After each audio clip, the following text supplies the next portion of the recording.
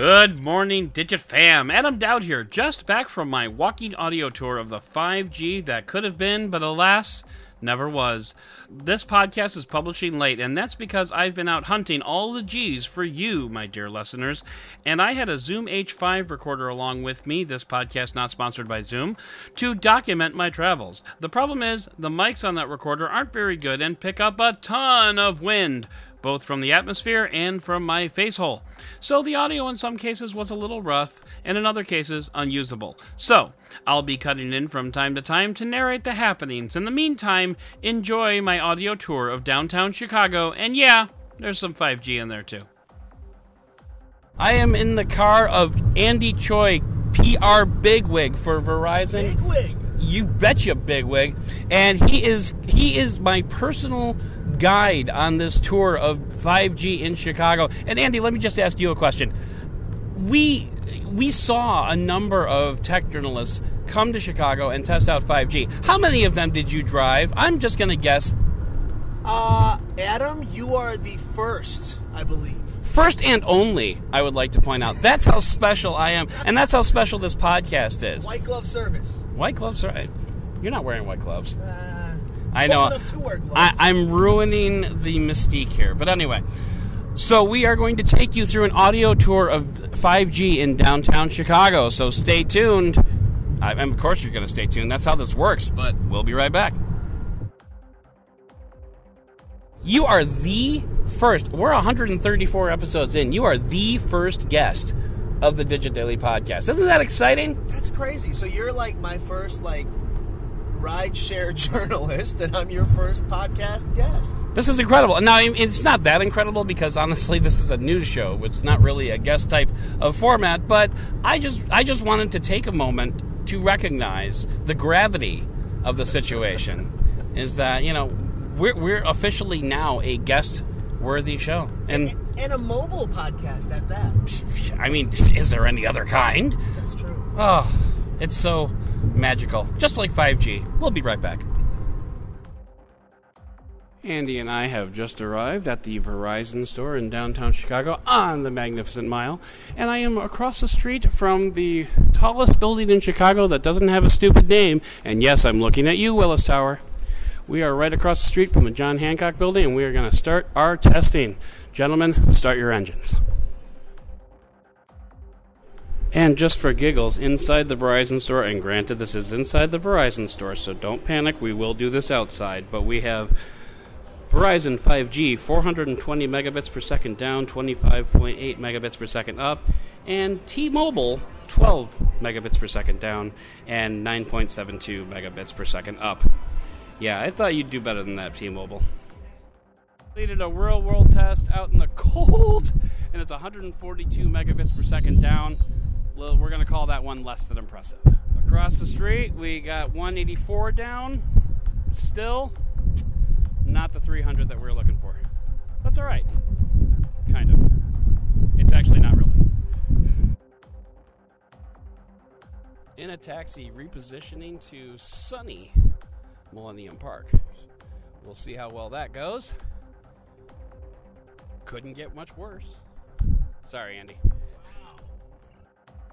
We are here at Millennium Park. This is location number 2. Another test at Millennium Park got us 466 down, 9.42 up. Not bad. Not bad. Good download speed, so that's good. Yeah. Back at the same spot in Millennium Park. Now we're looking at 163 down and 12 up. So it seems to be very, very spotty. It's early days. It's early days, don't get me wrong, but it's reminiscent of walking around the desert holding up a phone, trying to find a cell phone signal.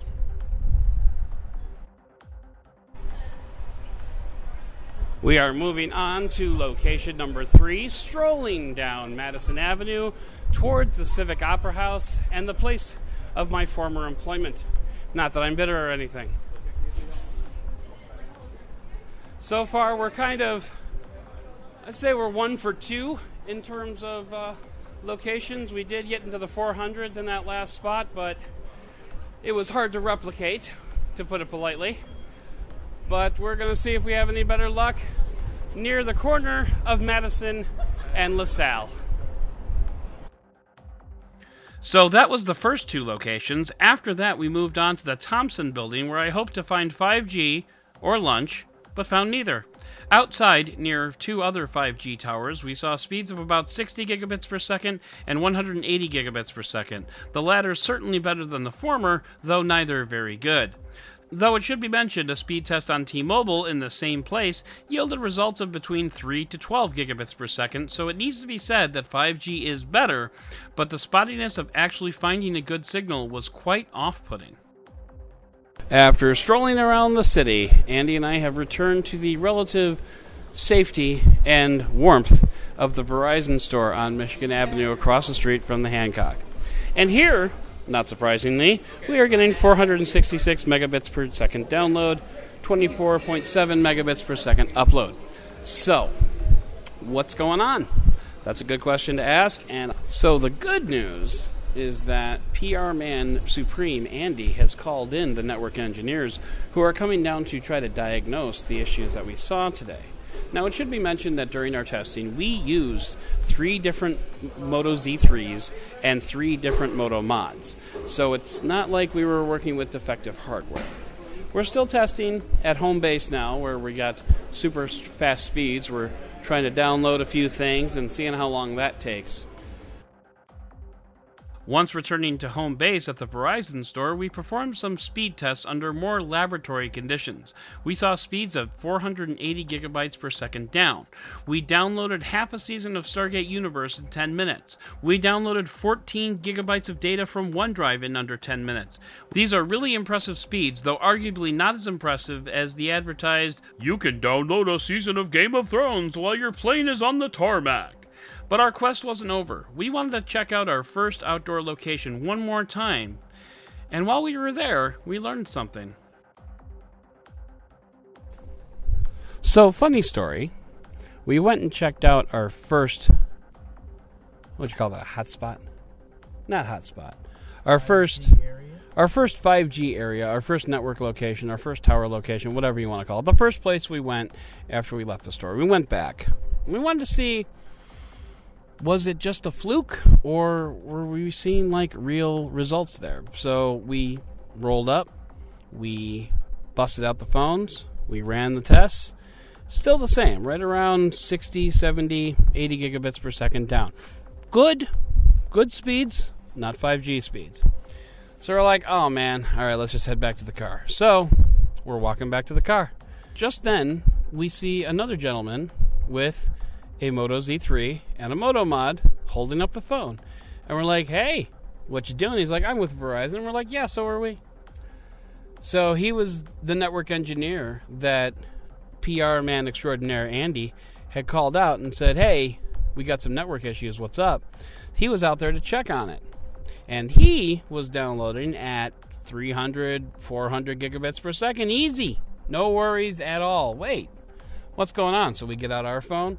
We run another test, and sure enough, 100, maybe 120 on a good day. We're like, what's up with that? We checked the software version, and our software version was not the latest and greatest that had come out just 2 days prior. Network engineer says, well, that must be it. Yeah, but we were just in the Verizon store. We were just downloading at 400 gigabits per second there. What's up with that? The theory is that we were using older software all day. Even though we did check for updates, we were using older software, which may have caused us to see less than desirable results. So I'll say this in regards to that.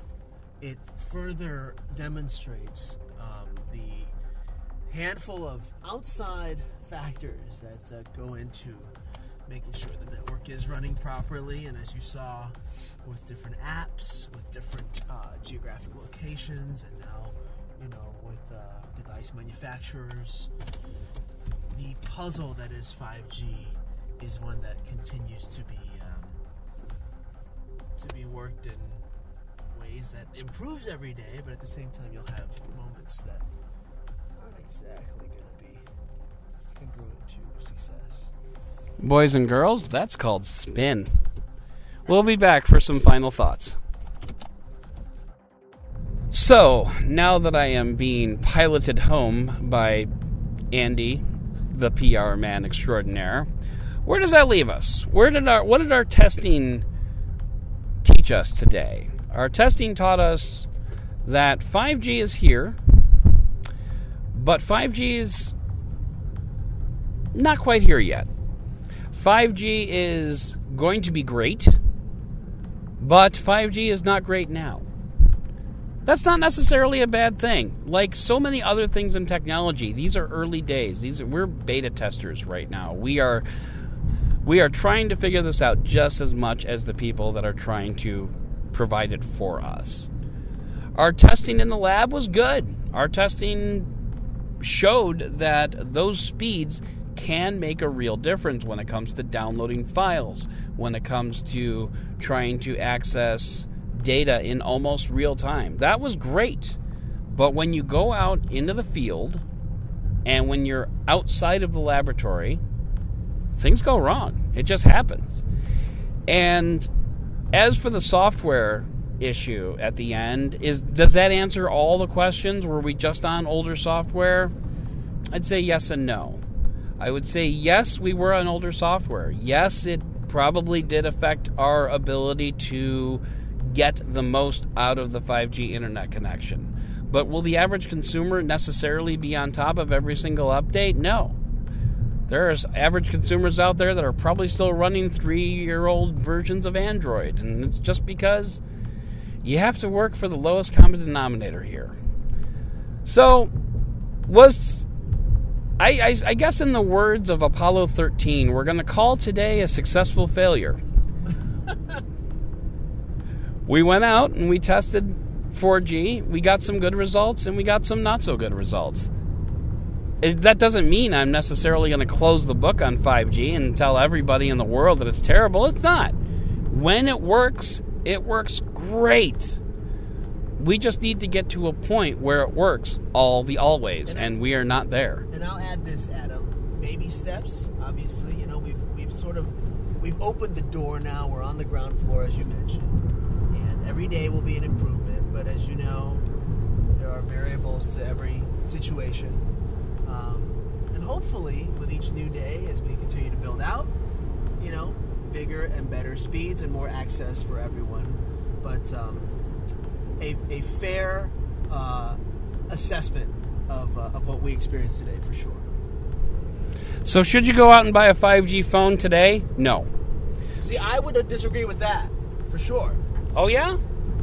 Okay, well, you're wrong. Should you go out and buy a 5G phone in 2019? Too early to say, but I'm probably going to lean towards no. More to come on that. We've got more devices coming. We do have more devices coming down the pipe, and I will be testing those devices for you, the devoted listener. So, after all this, I'd like to thank you, the listener, for joining me on my quest to find the 5G. Turns out, she's elusive. But today was awesome, Andy was awesome, and you, the listener, are awesome. So that's going to do it for today's special edition of a DGiT Daily. Be sure to subscribe, leave a review, and tell all your friends about DGiTDailyPod.com. Once again, I'm Adam Dowd, Dead Technology on Twitter, and we'll return to our regularly scheduled programs on Monday.